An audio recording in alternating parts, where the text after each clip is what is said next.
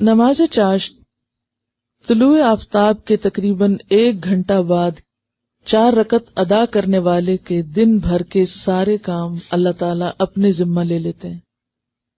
ٹھیک ہے. نماز چاشت کا وقت کب ہوتا ہے؟ تقریباً 1 گھنٹہ بعد سورج نکلنے کے. لیکن اس کا یہ مطلب نہیں کہ 1 گھنٹہ بعد شروع ہوتا ہے اور اسی وقت ختم ہو جاتا ہے. یہ پھر آگے چلتا رہتا ہے جب تک زوال نہ ہو جائے. یہی صلاۃ الضحیٰ ہے.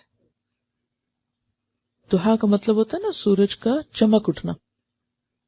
ایک ہوتی ہے اشراق، سورج نکلنے کے تقریباً 15 منٹ بعد، اور اس کا کیا ثواب پورے حج اور عمرے کا، کہ اگر کوئی شخص فجر کی نماز کے بعد مصلی پر ہی بیٹھا رہے، ذکر اذکار کرتا رہے، اور پھر تقریباً سورج نکلنے کے 15 منٹ بعد 2 رکعت نماز پڑھ لے، تو اس نماز کا اجر و ثواب پورے حج اور عمرے کا ہے. صحیح مسلم کی روایت میں ہے طلوع آفتاب کے تقریباً 2.5 گھنٹے بعد جو نفل ادا کیے جاتے ہیں انہیں نماز اوابین کہتے ہیں. ٹھیک ہے. بالکل قریب میں پڑھیں تو اشراق بول دیتے ہیں، ذرا گھنٹے بعد پڑھیں تو چاشت بولتے ہیں، ضحیٰ جس کو بولتے ہیں، اور 2.5 گھنٹے بعد پڑھیں تو اوابین. اصل میں یہ اشراق چاشت ایک ہی ہے، اگر ذرا پہلے پڑھ لیں تو اشراق ہے، تھوڑا دیر سے کریں تو چاشت ہے. ٹھیک ہے. اصل میں وہ صبح کی نماز ہی ہے، ایک طرح سے سورج طلوع ہونے کے بعد کی نماز ہے بیسیکلی. ذرا دھوپ بلند ہو جائے تو وہ ضحیٰ ہو گیا. سورج نکلنے کے تھوڑی دیر بعد یعنی 15 منٹ کے اندر پڑھیں تو اشراق کہلائے گی. ذرا تھوڑی تاخیر کرے اور دھوپ خوب چمک اٹھے تو ضحیٰ کہلائے گی. لیکن بیسیکلی ایک ہی نماز ہے، تھوڑا وقت کے آگے پیچھے ہونے سے نام بدل جاتا ہے. رسول اللہ صلی اللہ علیہ وسلم نے فرمایا، اللہ تعالیٰ فرماتا ہے، اے آدم کے بیٹے، خالص میرے لیے 4 رکعتیں، خالص میرے لیے 4 رکعتیں اول دن میں پڑھ، یعنی اشراق کی. میں تجھ کو اس دن کی شام تک کفایت کروں گا، تیرے سارے کام ہو جائیں گے. اب آپ دیکھیے کہ یہ جو 4 رکعتیں ہیں، ان میں جو خصوصیت کے ساتھ اجر کے لیے شرط رکھی گئی وہ کیا؟ خالص میرے لیے. اچھا، عام طور پہ ہم نفل پڑھتے ہیں تو کس طرح پڑھتے ہیں؟ جیسے اس روز مجھ سے کسی نے پوچھا جب میں تہجد کی نماز کے بارے میں بتا رہی تھی کہ کیا خیال ہے اگر اس روز یعنی تہجد کے وقت 2 رکعت تحیۃ الوضو کے پڑھ لیے جائیں، 2 حاجت کے پڑھ لیے جائیں، 2 استخارے کے پڑھ لیے جائیں، 2 فلاں کے پڑھ لیے جائیں. تو بات یہ کہ ٹھیک ہے آپ وہ 2 مختلف نیتوں سے پڑھ لیں، لیکن تہجد تو تہجد ہے. اسی طرح جب ہم یہ نفل بھی پڑھتے ہیں تو عموماً ہم کیا کہتے ہیں، چلو حاجت کے پڑھ لیتے ہیں یا کوئی استخارہ کر لیتے ہیں، یعنی کوئی نہ کوئی غرض ساتھ لگا لیتے ہیں. برائی کچھ نہیں ہے اس میں، آپ لگا سکتے ہیں غرض، لیکن کوئی عبادت تو ایسی بھی ہو جو کسی غرض کے بغیر ہو، یا نہیں؟ ہاں، اپنی ساری غرضیں اللہ کے سپرد کر دینا اور خالص اس کے ہو جائیں، پھر وہ آپ کی ہر چیز کے لیے کافی ہو جائے گا.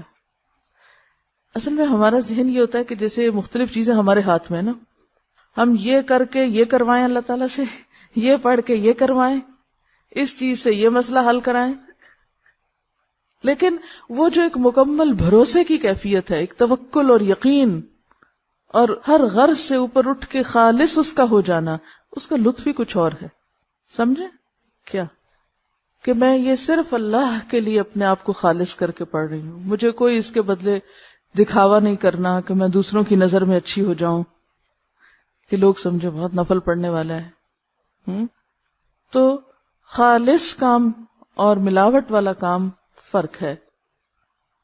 معاذہ رضی اللہ عنہا نے حضرت عائشہ صدیقہ رضی اللہ عنہا سے دریافت کیا، رسول اللہ صلی اللہ علیہ وسلم نماز ضحیٰ کتنی رکعتیں پڑھتے تھے؟ وہ فرماتی ہیں 4 رکعتیں، اور جس قدر اللہ تعالیٰ چاہتا آپ اس سے زیادہ بھی پڑھتے. ام ہانی فرماتی ہے رسول اللہ صلی اللہ علیہ وسلم نے فتح مکہ کے دن غسل کیا اور 8 رکعات نماز ضحیٰ پڑھی. معلوم ہوا کہ اشراق کی رکعتیں 2، 4 یا 8 ہیں جو سنت سے ثابت ہیں. حضرت ابو ہریرہ رضی اللہ عنہ نے فرمایا، مجھے میرے پیارے دوست نبی صلی اللہ علیہ وسلم نے 3 چیزوں کی وصیت کی، جب تک میں زندہ رہوں گا ان کو نہیں چھوڑوں گا. ہر عربی مہینے میں ایام 20 یعنی 13, 14 اور 15 کے 3 روزے, چاشت کی نماز اور سونے سے پہلے وتر پڑھنا. یہ 3 کام کبھی نہ چھوڑوں گا. تو پہلی حدیث سے کیا پتہ چلتا ہے کہ ضحیٰ کی نماز 2 رکعتیں ہے, دوسری سے 4 اور تیسری حدیث سے 8.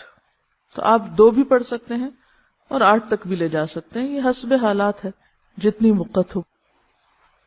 یہ 4 رکعتیں یا 8 رکعتیں 2 کر کے پڑھیں گے, یعنی ہر 2 رکعت کے بعد سلام پھیریں گے. ان کا سوال یہ کہ چاشت کی نماز کتنے بجے ہے. دیکھیے کہ بجے کی حدیث میں کسی بھی نماز کا وقت گھنٹوں کے حساب سے یا بجے کے حساب سے نہیں بتایا گیا. اس میں سورج غروب ہونے کے بعد, سورج طلوع ہونے کے بعد, سورج طلوع ہونے سے پہلے, زوال ہونے کے بعد, دن ڈھلنے کے وقت, اس طرح کے اوقات بتائے گئے ہیں تاکہ دنیا میں آپ کہیں بھی ہو تو سورج کے اتار چڑھاؤ سے, آسمان کی روشنی سے اپنا کیلنڈر اور اپنی گھڑی, یعنی آسمان پر سورج کا نکلنا اور غروب ہونا اور ڈھلنا اور اونچا نیچا ہونا, یہ ایک عالمی کلاک ہے. آسمان آپ کے لیے کیا ہے؟ کلاک. اور اس کی سوئی کیا ہے؟ سورج. ٹھیک ہے, تو ساری نمازیں اسی سے کسی نہ کسی طرح جڑی ہوئی ہیں, حتیٰ کہ عشاء کی نماز بھی جب روشنی ختم ہو جائے. ایک بات میں آپ کو پتہ کی بتا دوں دین پر عمل کرنے کے سلسلے میں, جس میں آپ کو بڑی سہولت ہو جائے گی. سمعنا واطعنا. سورج نکلا ہے, ایک نیزے برابر ہوا, پڑھ لو, بس پڑھ لی. 2, 4, 8 بس ٹھیک ہے. اگر بہت ڈیٹیلز میں جائیں گے, اب اگر اگلا سوال آپ کا یہ ہو کہ صورتیں اس میں کون سی پڑھیں, کتنی طویل ہو, سجدے کتنے ہوں, تو مشکل میں پڑھتے جائیں گے. سمپلی ایک بات سنیں اور اس کو جتنی سمجھ آتی وہ کر لیں, اور انشاءاللہ اس میں خیر ہوگی. پس جب آفتاب طلوع ہو کر ایک نیزے کے برابر بلند ہو جائے تو اس وقت نوافل کا پڑھنا نماز اشراق کہلاتا ہے, یعنی تقریباً 15 منٹ کے بعد.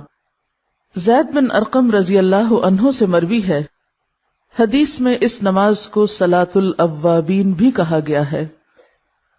اوابین کا لفظ اواب سے ہے. اواب کا کیا معنی ہوتا ہے؟ رجوع کرنے والا, بار بار پلٹنے والا. مغرب اور عشاء کے درمیان پڑھی جانے والی نماز کو جس روایت میں صلاۃ الاوابین کہا گیا ہے وہ مرسل ہے, یعنی ضعیف ہے. عام طور پر ہمارے ہاں کیا مشہور ہے, اوابین کی نماز مغرب کے بعد پڑھتے ہیں لوگ, جبکہ صحیح حدیث کے مطابق یہ نماز اشراق کی نماز ہے. اور یہ جو بار بار پلٹنے کی بات ہے نا, اب یہ ہے کہ جیسے تہجد کی نماز کے لیے اللہ کے حضور حاضر ہوئے, پھر فجر کی نماز کے لیے پھر پلٹے, تو پھر اشراق کی نماز کے لیے, تو یہ بار بار پلٹنا جو ہے یہی دراصل اواب ہونا ہے. حضرت ابو ذر رضی اللہ عنہ سے روایت ہے کہ رسول اللہ صلی اللہ علیہ وسلم نے فرمایا, ہر آدمی پر لازم ہے کہ اپنے جسم کے ہر بند کے بدلے, یعنی ہر جوڑ کے بدلے صدقہ خیرات کرے. بس ہر تسبیح صدقہ ہے, یعنی سبحان اللہ پڑھنا, ہر تحمید یعنی الحمدللہ کہنا صدقہ ہے, ہر تحلیل یعنی لا الہ الا اللہ کہنا صدقہ ہے, ہر تکبیر یعنی اللہ اکبر کہنا صدقہ ہے, امر بالمعروف صدقہ ہے, اور نہی عن المنکر بھی صدقہ ہے. اور ان سب چیزوں سے ضحیٰ کی 2 رکعتیں کفایت کرتی ہیں. یعنی اگر یہ باقی کام آپ نہ کر سکے کسی مجبوری سے, تو آپ یہ 2 رکعتیں پڑھ لیں تو گویا آپ نے اپنے دن کا صدقہ دے دیا. اور اگر کوئی شخص یہ 2 رکعتیں بھی پڑھے اور اس کے ساتھ ساتھ باقی کام بھی کرے تو لازمی طور پر وہ دوسروں سے آگے ہوگا.